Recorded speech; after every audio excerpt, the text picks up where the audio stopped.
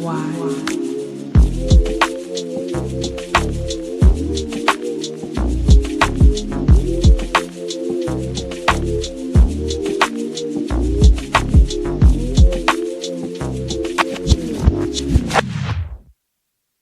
Welcome everyone to Wild Seed the podcast. This is Danny Smith, and today my guest is Renton City Council member James Alberson. James Alberson is a longtime resident of Renton and the owner of Top Tier Training and Development. He's been a member of the board of directors of Renton Chamber of Commerce for 9 years, and during this time, he's become familiar with many businesses in Renton. He has developed relationships with key personnel from the City of Renton, Renton School District administrators, and representatives from important organizations that play a significant role in Renton's continuing success. Hi, James. Thank you for being here today. Hi, Danny. Thanks for having me. I appreciate it. Of course. All right. My first question is about your journey into entrepreneurship. How did you actually begin your business, Top Tier Training? That's a great question. It was a little bit by accident. I spent about 20 years in the sales arena, mainly in the medical field, pharmaceuticals, devices, biotech, things such as that. And I came across Sandler, which was a franchise, kind of by accident because a friend of mine was in a training program and he raved about it. And so I kind of disregarded his excitement over this, but he said, no, you have to check this out. And I did. I sat in on a class. I found it fascinating. And as they say, if you're going to bet on anything, bet on yourself. So about a year and a half later, I rolled the dice and did my due diligence, bought the franchise. Yeah. And that was 15 years ago, actually, this month. And what do you want people to know about being a small business owner? Man, where do I start? In context with what we're talking about today, the first thing I want people to know is that being a small business owner, a medium business owner, quite frankly, in some cases, a large business owner, you're not making money hand over fist. Especially small, medium-sized companies.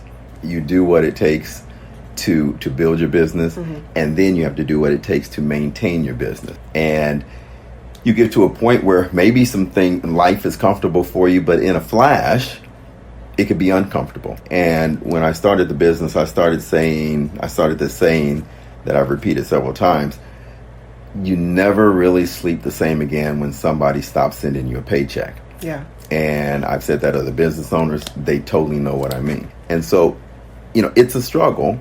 You get past that struggle to some degree, but it's always right around the corner. And even the smallest of changes can throw you into a tizzy, or even the largest of changes, something called a pandemic. It's a very brittle landscape that you're traveling, and the smaller the business, the more brittle it is. Well, you mentioned this already, but this is a special episode where I wanted to address the upcoming initiative here in the City of Renton. That's Initiative 2302. Tell us what you know about this ballot measure. Well, quite a bit. I know that it really has its beginnings outside of Renton. This same initiative, the same resolution, is pretty much a carbon copy, and you have to be careful some of the words you use, but I have the initiative in front of me. It's the same initiative that actually passed in Tukwila last year before, somewhere around that time frame. They basically took that, didn't make any changes, and said, okay, let's bring this to Renton. Overall, from my knowledge, this organization is attempting basically to this movement to raise the wages, city by city and that sort of thing. Right. The concern is, among other things, is that it is exactly the same, but the two cities are not the same. Right. And so it's not even about just the wages. The one in Tukwila and the one in SeaTac, which is similar, were designed specifically. They targeted hospitality workers, targets around like airport workers and things like that. And what is Tukwila? Tukwila mainly is there are a lot of businesses there, right. A lot of retail, a lot of that makes to some degree some sense of right. why they did it. I know it's kind of union driven. They want to say it's a grassroots type of initiative, but the fact of the matter is, when you look at the funding, and I don't say this other than just being factual, the majority of their funding right now comes from the Seattle Democratic Socialists and even the New York Democratic Socialists. It's a movement that's not Renton grown. Right. It's outside of Renton, and it's just Renton's turn to be in the crosshairs. For me, that was the first thing that told me you have to look at this thing a little bit closer. The initiative is to raise the minimum wage essentially overnight. And when I say overnight, if it passes in February, in July, right, it will raise the minimum wage approximately 25% for businesses over 500 employees. Between 16 and 499, it'll be phased in over 2 years. Their minimum wage will go up $2 instead of $4 and some change, and then the next year $1, the next year $1. And then businesses under 15, you'll hear, are exempt from the wage aspect. That makes sense. However, the one thing I will say is, nothing, and they'll say, look, small businesses 15, they're fine. But the thing is, nothing magical happens to a business when you hire the 16th employee, meaning your revenues don't double, your customers don't triple, your expenses aren't cut in half. But overnight, now you were 15 or you're 16, but those are the folks caught in the crosshairs of 25%, your 25% increase in your payroll costs, which in most cases is one of the top 3 expenses for a business. That is enough to do a couple things. That's enough for some businesses to take all the wind out of your sails and close your doors. And I'm not trying to be a fearmonger or anything like that. That just factually is the case. Right. Now, for those who can survive, it's enough for them to step back and say, okay, we need to make some changes in our payroll and our employees, and data will show that some job losses have occurred. So these very individuals that this initiative was trying to help, it's now hurting. And then the other thing is businesses will figure out, how can I get away with doing the same or more with less, meaning automation. So those in favor say that increasing the minimum wage benefits small business owners by reducing employee turnover, absenteeism, increasing productivity, increasing consumer purchasing power, boosting customer satisfaction, and ensuring working families can afford to live in Renton. So how do you respond to that statement? Well, there's a few different aspects of that. I'll talk about the productivity. I have a study here, titled, What Happens to Worker Productivity After a Minimum Wage Increase? And one of the aspects that I highlighted, and this passage says, moreover, the link between wage and productivity is observed only in stores where with more supervisors, to monitor employees. In the presence of a higher minimum wage, high monitoring led to 6.6% more productivity across workers, while low monitoring led to a 9.4% decrease in productivity. And then the quote said that if you're in a store where there is very little monitoring and where low effort doesn't necessarily cause you to be fired, a higher minimum wage actually reduces productivity. That's from the study. I didn't make that up. Right. It's a feel-good statement to say, hey, it makes them more productive. Right. Well, my question is, why? I'm making more money, so now I'm going to actually do the work better, more efficiently, and faster. Well, in some cases, I think that all depends on the individual doing the work, and not necessarily the money they're getting paid. What I think drives more productivity is more opportunity. If I know that the better I work, the more opportunity I'm going to have to either make money here, to advance, or to gain skills or whatever it is, well, then naturally, I think human nature is for those driven to do so, I'm going to be more productive. That, I think, is more of a determinant of productivity. So that's that one. You mentioned a couple other things. You said decreases employee turnover, I think, is one of the things. Well, it very well may. For this position, hey, you know what, now it's going to be harder for me to find this, to get paid this way. I'll buy that. But for the business owner, well, that's helpful for the business owner. Okay, well, I don't have to look as much. But are they the quality worker that they want to keep? Well, I don't know. Which actually brings me to, and I know we haven't talked about it, one of the issues with this initiative is that essentially through the wording of the initiative, it makes it harder to fire somebody who isn't producing because it can be seen and reported as retaliatory. And then you have the employee has 90 days to, well, essentially the business owner has 90 days to essentially prove that it wasn't retaliatory. Now, during those 90 days, that business owner, and maybe I'll be a little loose here with the interpretation, but that business owner may not be able to hire somebody else to replace that position as they're trying to prove this. If they do, now they have to hire that person. And guess what? If so, all of a sudden it is proven, whatever that may be, right. Now the business owner has to pay back pay. Now somebody else is out of a job. Half of the reason why, actually more than half the reason why I don't think this is a good idea has nothing to do with the wages. It has to do with all of the regulations that are placed upon small businesses who are already walking on that brittle landscape, right, to comply, and quite frankly puts them in a position of a disadvantage in just doing what they want to do, run their own business and survive, while providing jobs to the people who need employment and want to work there. Right, right. So just to reiterate and be clear, we both believe in a livable, affordable wage. But how do you believe that this is a poor ballot measure when it comes to small business owners here in the city? I know you touched on it a little bit. Yeah, I touched on it a little bit.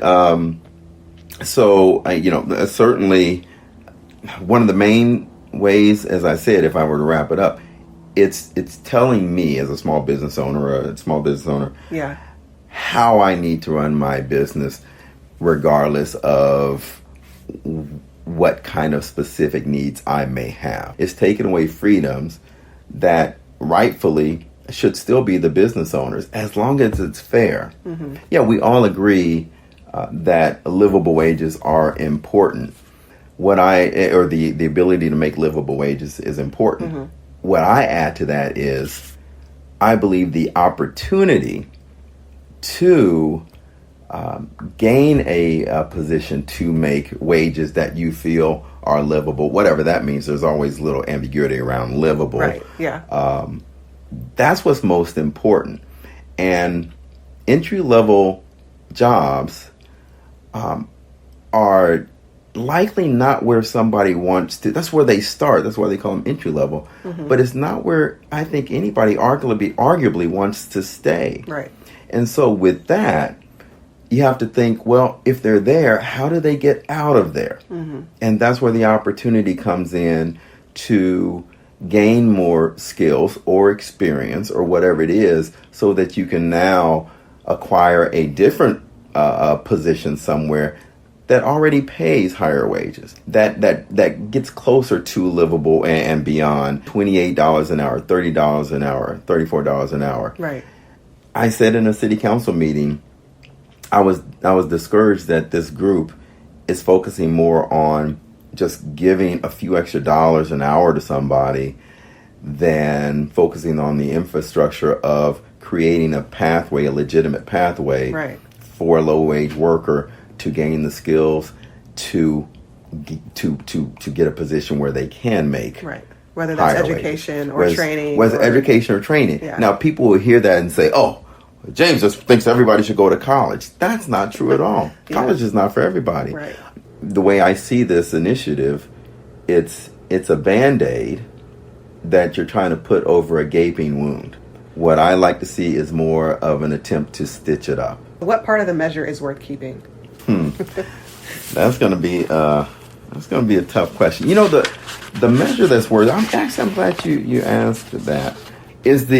This is not going to be an answer probably that anybody likes. I mean, we have to go back to the drawing board. So I don't like a lot of things about the measure, all the things that it puts upon a business that, quite frankly, I believe are unnecessary. Because at least in Renton, and once again, I'm speaking on this initiative for Renton. I can't talk to you about Kent. I can't talk to you about Bellevue. For Renton, yeah, the part of the measure is the part that is tied to regular increases in minimum wage, whether it's tied to the inflation or the index or whatever you want to call it. I saw a study recently, I don't have it with me, but it compared the United States with other countries, almost every other country, or industrialized country, or whatever you might want to say there, in the world. We're the only ones who don't regularly increase our minimum wage commensurate to their increased cost of living. So I get that. And there's a very interesting graph, and it's a little shameful as far as, when you look at the United States. So that aspect of this initiative that says, hey, once this is in place, it should be looked at and should be tied to like not cost of living adjustments. Yeah, exactly. Not an arbitrary increase, but something that makes sense. That's the one part where I don't disagree. I don't agree with the 25% increase in 6 months, even in Seattle when they put their initiative, their minimum wage increase in place. That was over 7 years. They gave them over 7 years. This isn't giving businesses even 7 months. People say, well, we're giving them time. What, to come up with some incantations or something? I don't know what that means. We're giving them time, 6 months, to prepare to increase their payroll by 25%. I honestly don't know. And I think it's a statement that feels good. A lot of this stuff feels good, but when you actually pull back the covers and ask yourself, well, how? I don't think there's an answer for that. You're not going to increase your revenues by 25% in 6 months just because, unless you did something amazing, and that was probably going to happen anyway. So how do you get ready for this? And I asked point blank to our finance director when she kind of presented the wage gap analysis study report back in June. I said, if this sort of things, if wages increase to this degree, will taxes increase? And the answer was unequivocally yes. So how do I feel about somebody else placing their agenda on Renton and us dealing with the eventual fallout? I don't feel good about it at all. What do you believe are some alternatives to implementing this initiative? So one of the things that I kind of hinted at that I'm really adamant about or really working on, is really the long-term goal, not this short-term, temporary fix, but what's the long-term solution? And I've talked with the mayor about how we take what is now the Renton Promise. What I'd like to do when I've talked to the mayor about it is, how do we actually take that concept and create a program that's citywide like that? So, you're out of high school, you're past there, you're in this minimum wage job where you don't necessarily want to be for the rest of your life. But guess what? I can't afford to actually do something.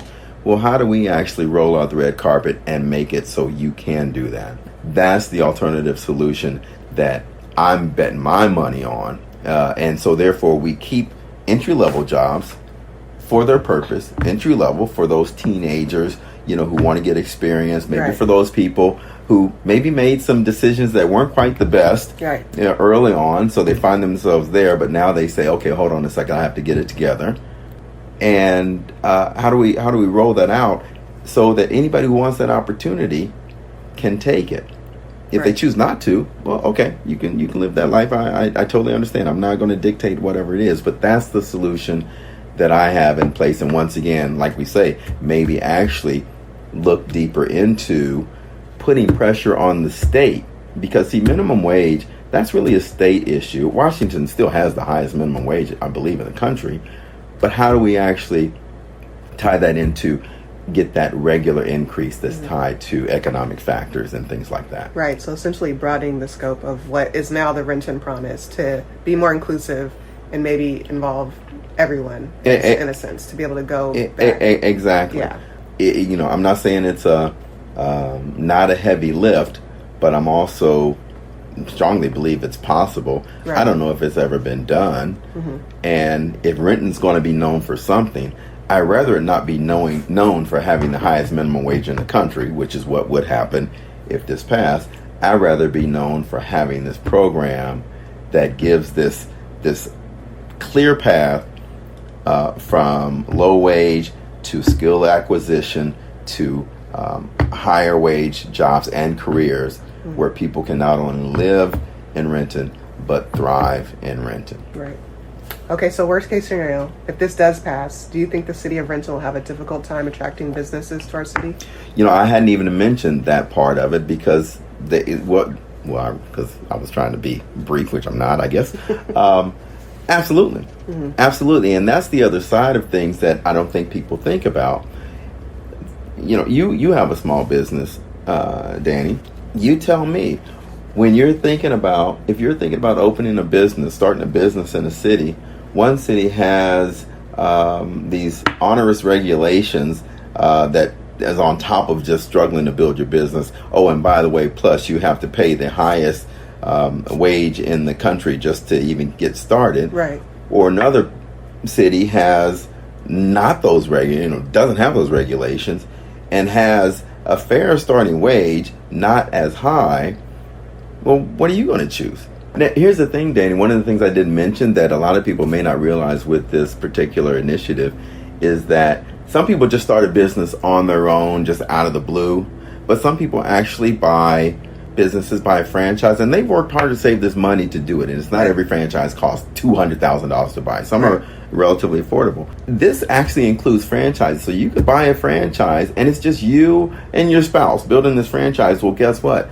The language of this initiative says if worldwide, your organization, including franchises, has more than whatever number, 500 people, it applies to you. So now you and your wife and the employee you're one of those big businesses. You're one of those big businesses that they say it wouldn't hurt them at all. And so would you start a franchise in Renton, or would you go, I don't know, to Kent or someplace that doesn't have it? Exactly. That's my concern, because Renton is on this great trajectory of growth.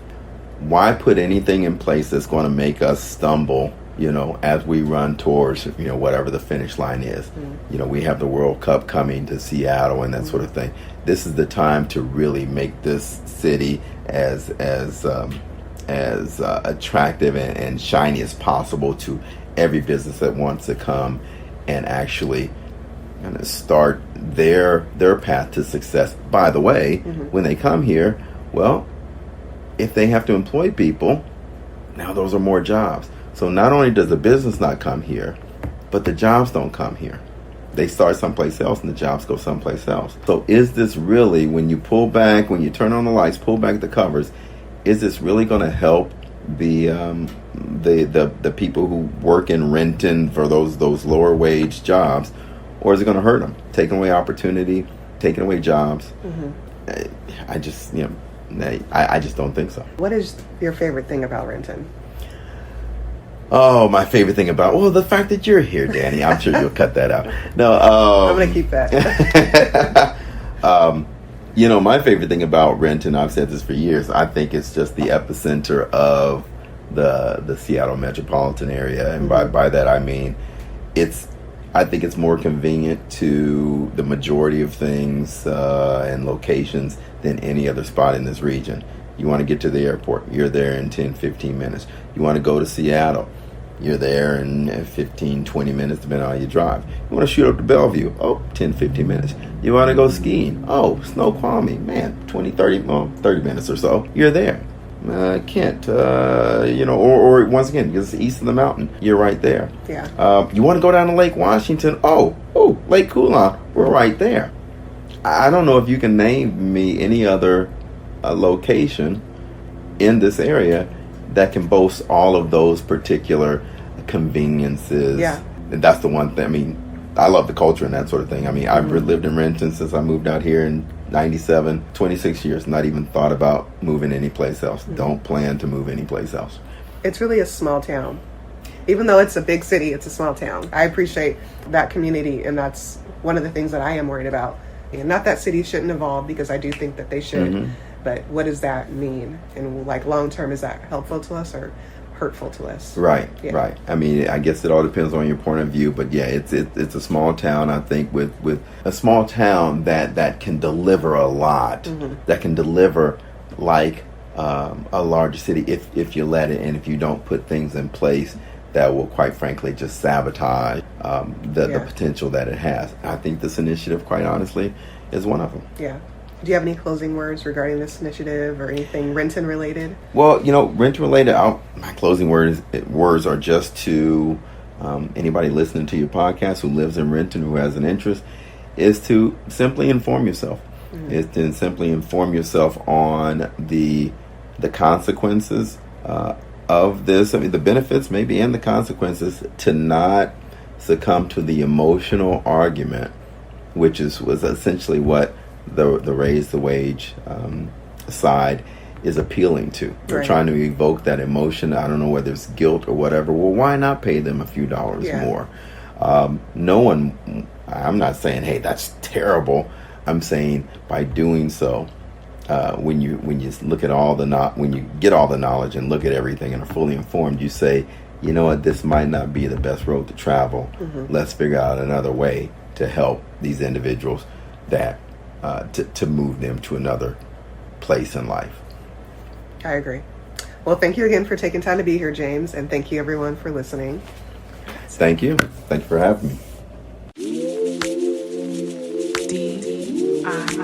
DIY